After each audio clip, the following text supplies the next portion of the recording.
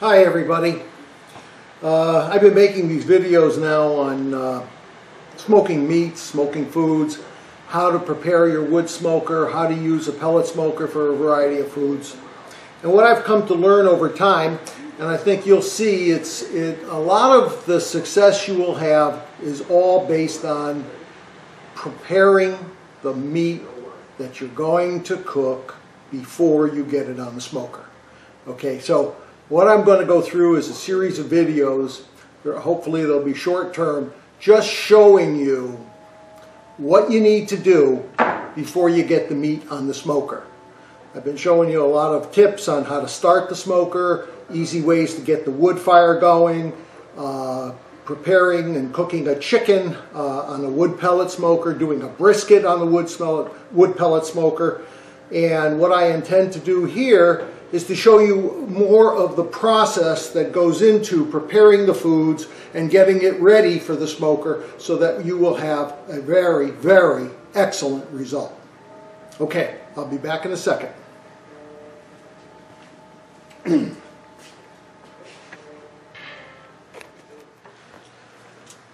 All right, the first thing I'm going to show you is you do have to remove a membrane and any excess fat.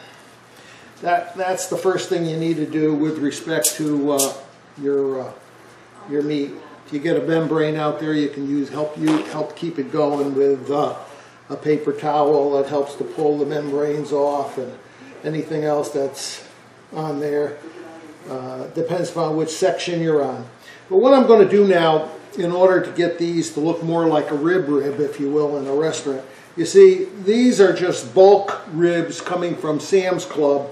And there's ribs that begin right here all along this process, and this is excess meat. Now, a lot of people, we just trim this meat right along this line where the end of the bone comes. Okay, and now you got all this nice meat. Some people take this meat, okay, and there's a flap down here as well, and what they do is they use it to make sausage. I don't. I'm not a sausage maker. What I like to do is I also cook the meat. And I smoke the meat. So if somebody wants to grab a nice chunk of smoked meat and work that, then they can do that. So what I do is I get rid of the membranes, I get rid of this, and now I'm left with a nice slab of meat, okay, that begins the process of making a smoked rib. All right? And what I'm going to do is I'm going to do that. Now I get all of these ribs, if you will, over at Sam's Club. Okay? I think, I know prices have gone up lately, but I bought this a few months ago, put them in the freezer, and what happens is the price goes up. Okay? These I got for $1.69, okay? So, I always look for the bargains. I'm sure you're bargain hunters, and that's what you want to do, and you just come through here and do that. Now I'm going to trim all of this meat and then remove the membrane. So I got this big, thick section of meat, okay, that's just meat down here versus the rib line. And you can feel that with your with your fingers, okay? And that's the way that one works. So what I do is I get rid of the fat, and I let the knife scroll right along the bone side. Okay, and as you see, it just cuts right off that meat, right along the edge of the bone. And I got a short little table here to work on, so I do that.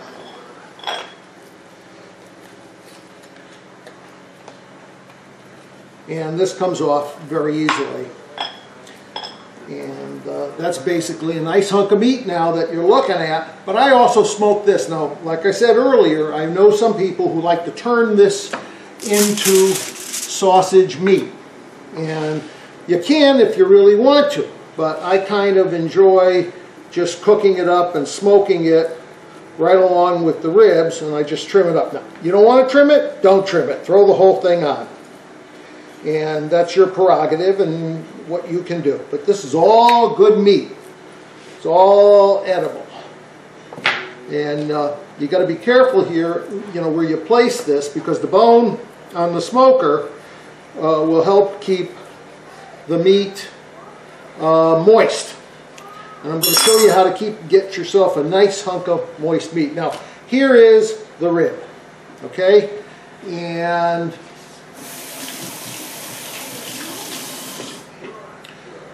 this is what you're working with and what you're really trying to do, okay?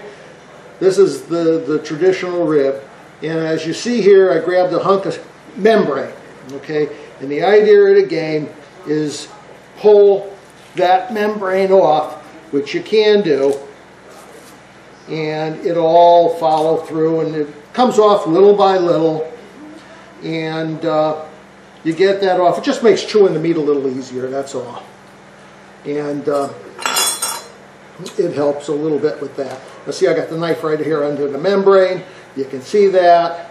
I'm just going to cut myself an edge, grab an edge, see if I can rip the whole thing in one shot, but I doubt it.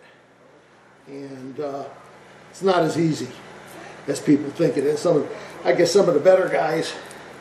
And I'm trying to do this with old fingers, which have a lot of arthritis in them, so it's a little tough for me to handle. Right here along the bone.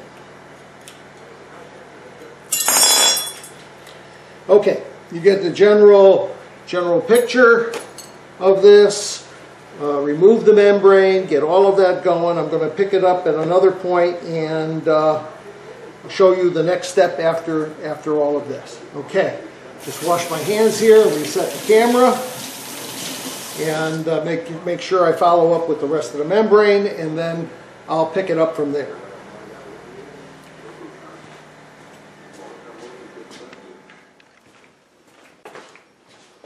Okay, I'm just going to reiterate, I removed the membrane. You can see what it looks like after that. If you want to trim this fat, that's fine. I'm not a person that opposes the fat. I think it adds a lot of moisture and mixture, and it also helps to create a little sauce in the process. So now that I have all of these ribs that are trimmed, I'm going to take you through what I do as another step in trying to get a nice, moist, juicy rib. So I'm going to pick it up in a second, and I'm going to show you what I do.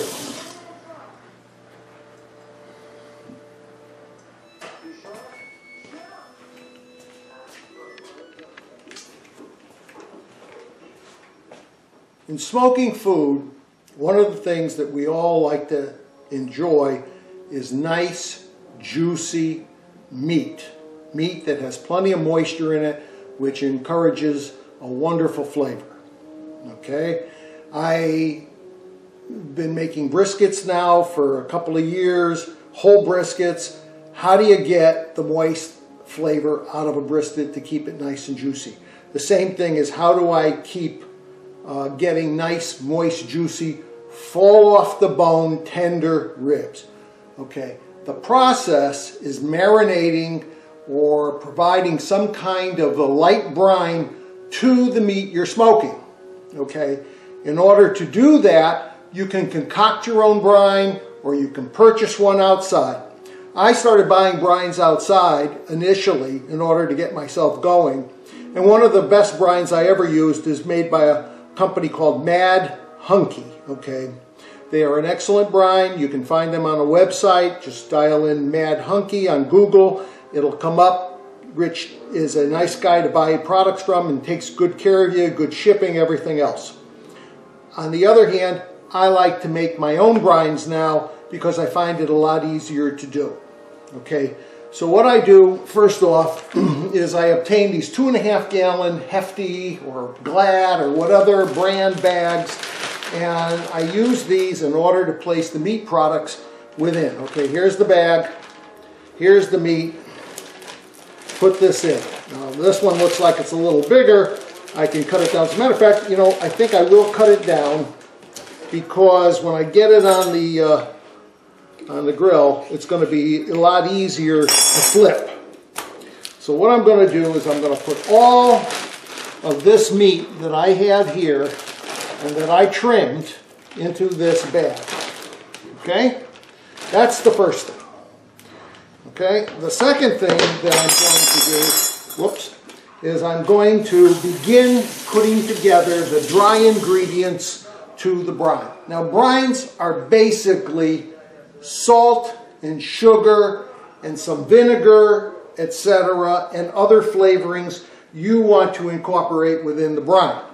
Okay, so the first thing I'm going to do is I'm going to take a whole cup, because of this volume, I'm going to put a whole cup of brown sugar inside this thing, in this bag. Then I'm taking a half a cup of salt.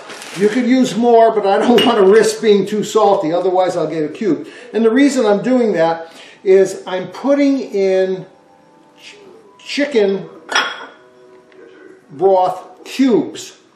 And the reason I'm doing it, it is less expensive to use these, okay, inside the package that will dissolve with liquid to add flavor to the meat. Now you can use the chicken or you can use the beef. I prefer to use the chicken in this instance, and I'm going to fill the bag then with water to cover it all, and after a day or two of sitting in this marinade brine mixture, it's going to provide a lot of good soaking and flavor right into the meat, and it's also going to put a very fine film over the meat to keep the juices in. So that's what you're really trying to accomplish. So I'm going to add, and I do this all the time, is whether it's chicken or beef or anything else, is about a half a cup of teriyaki, and I get all of these in large size bottles over at Sam's Club. I'm not being a proponent of Sam's Club per se, but that's where I shop because of its convenience. You can go to a Costco, or you can go to a Walmart or your local supermarket and buy whatever products you like to use. You can use teriyaki sauce. If you use soy sauce, you're adding some more salt. This has salt in it as well. I'm going to add the 5 chicken cubes. I'm going to add a good portion of vinegar, which is included in this hot sauce. And I'm just going to put another half a cup of the hot sauce in here. And that way I can get a little more flavor and a little more zip to the meat. It'll just sit and soak in it, but it really won't make it that hot simply because it's it'll be so diluted in the water. But the vinegar enhances that process of brining the meat, okay? And that's what we want to accomplish today. Now the next thing I'm going to add is I buy this also in bulk, which is fresh garlic minced, and I find that this works really, really good in terms of adding a little extra flavor. Just throw a little of that in there, makes that work okay, and that helps it. All right, the next thing that I'm going to do is I'm going to add liquid. Again, if you choose to use, you know, chicken broth right out of the box like Swanson's or somebody else's brand or the local brand, you can do that, okay? You can definitely do that. That stuff costs like almost $1.89 or almost $2 a box, okay? But using the cubes, it's a little less expensive, okay? Now I want to fill this up to the point where I have everything covered, and then I'm going to put it in the refrigerator for a couple of days before I get it ready for the grill and putting it into the smoker. So this makes 4 cups, that's a half a gallon right here. I'm going to add a little bit more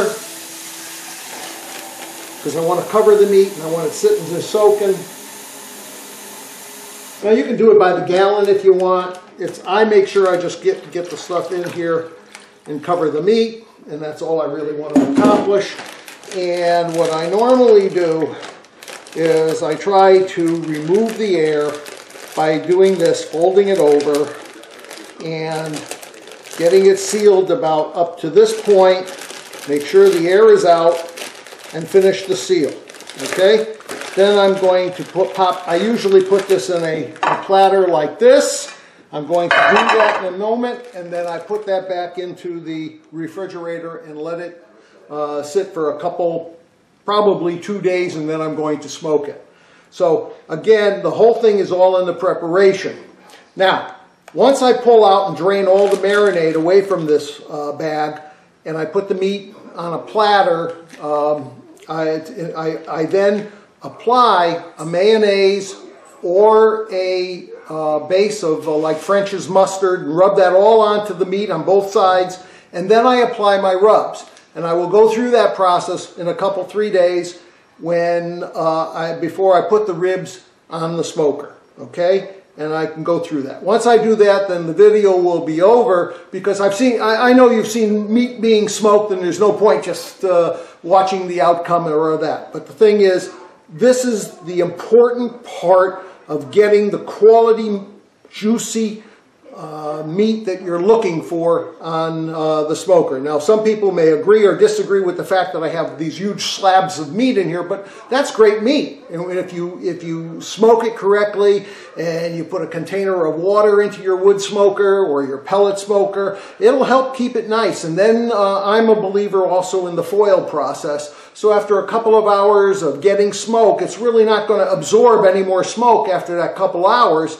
Then what you want to do is cover the meat either in tin foil or put it in a foil serving dish, and that way you can cover that serving dish, the foil serving dish, and steam the meat with all its juices and everything else inside that. And boy, I'll tell you, you will get fall off the bone ribs with a wonderful smoke flavor. And that's about a 5-hour cooking process. Okay, we'll catch up to you later, and we'll just go through the process of putting the rubs on the meat before we put it onto the smoker grill. Okay, take care.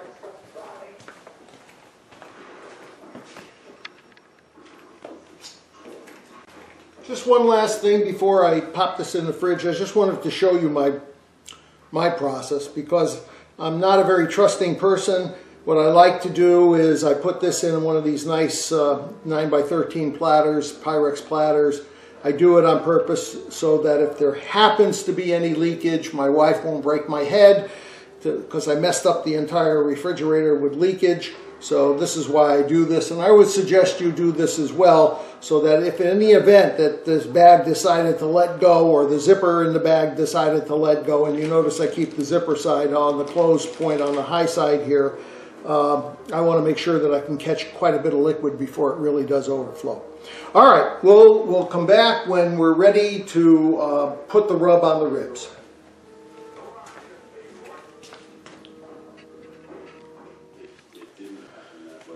Okay, now it's time to put the rub on. Now, you can use 3 different things. You can take olive oil and hand rub everything with olive oil.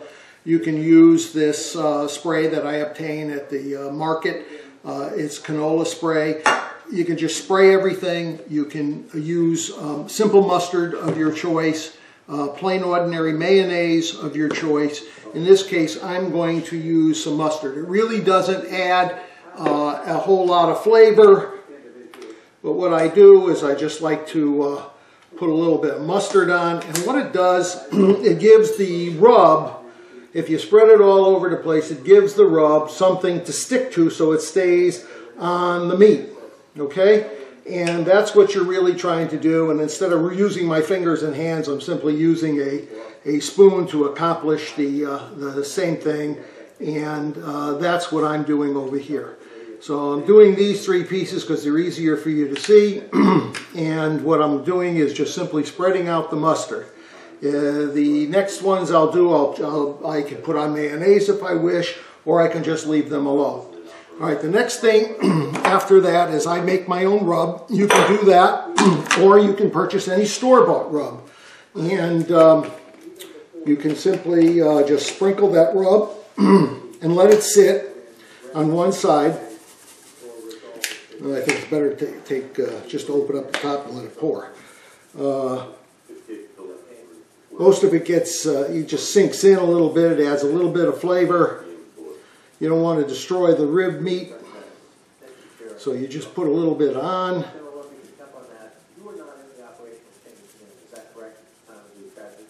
And actually I cook them bone side down anyway, so it doesn't make a difference. So you get the idea. what I will do is I will flip these over at this point, do it this way, flip this over, it's got some rub on it.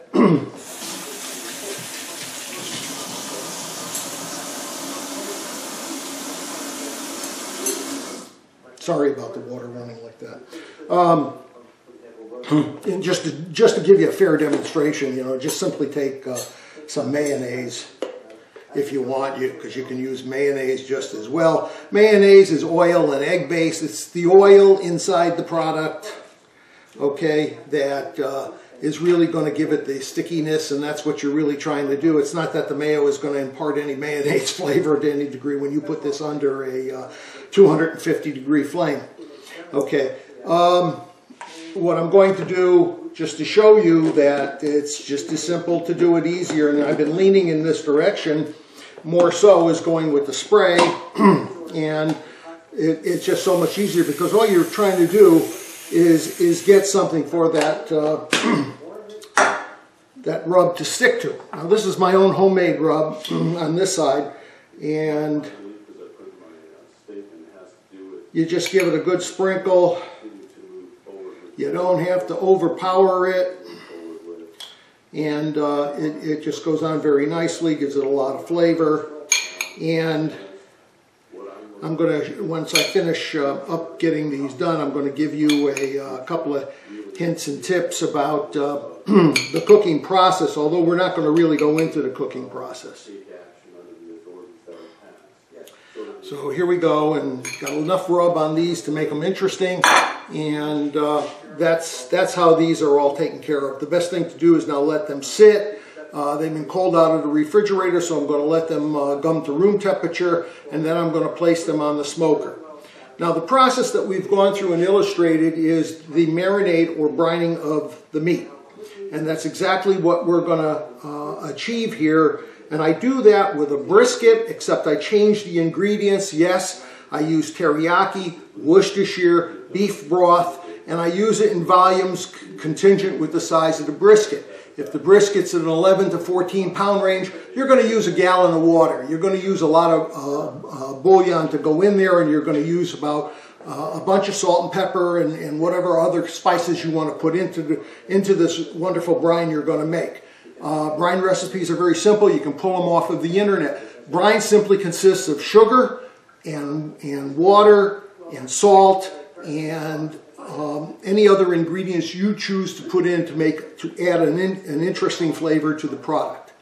When we get these on the grill, I'm going to lay them, all these ribs particularly, bone side down. When I do a brisket, for example, after the same process, I take the brisket, I score all the fat on the top. I'm not a believer in removing all of the fat from the brisket, and I'm probably going to go through a video on preparation of the brisket. But the fat, I just want to share with you, I score it so that I open it up so that inside those areas that are scored, the juices can go. Okay, and then I believe in putting that large brisket onto the smoker where the fat side is up and letting it drop and drain through to the bottom of the meat. Okay, and that's what I choose to do. You'll hear many theories on that, but I've always come up with a wonderful, very juicy brisket. These ribs will also be very juicy. Now the second thing about smoking these ribs in the process is that I believe in foiling the rib. Okay, if you can put it in an aluminum baking dish or just simply wrap it in foil, what I do is I add some apple juice liquid or any other liquid like beef broth or chicken broth, and I add that liquid. I then cover each one of these ribs that has been cooking for 2 hours at 230 degrees with brown sugar, butter, and honey. And then that is also packed into the aluminum baking dish that I use. Then I cover the entire baking dish, put it in the smoker because I have heat generating from that smoker, and I still keep it at 230 degrees for 2.5 to 3 hours. When I pull those ribs after they have been steamed literally inside of that and sitting in the brown sugar broth and everything else, what happens is they are literally fall off the bone tender, and you could just touch them with a fork and they come apart. So that's the purpose of this video, is to discuss. It's all in the preparation, and while you're going on and doing these things with respect to that preparation, you can easily get your tenderized product that you're looking for, and people will rave about it. Okay. If you have any questions, post them on the YouTube website. I'll be glad to answer them. I'm not going to bore you with the actual cooking process. I think you've got the general idea of what you need to do in order to have an excellent result in smoking your meat. Okay, thank you very much for joining me today, and may all your cooks be happy ones. If you like it, say like. Okay, have a great day. Bye-bye. Thank you.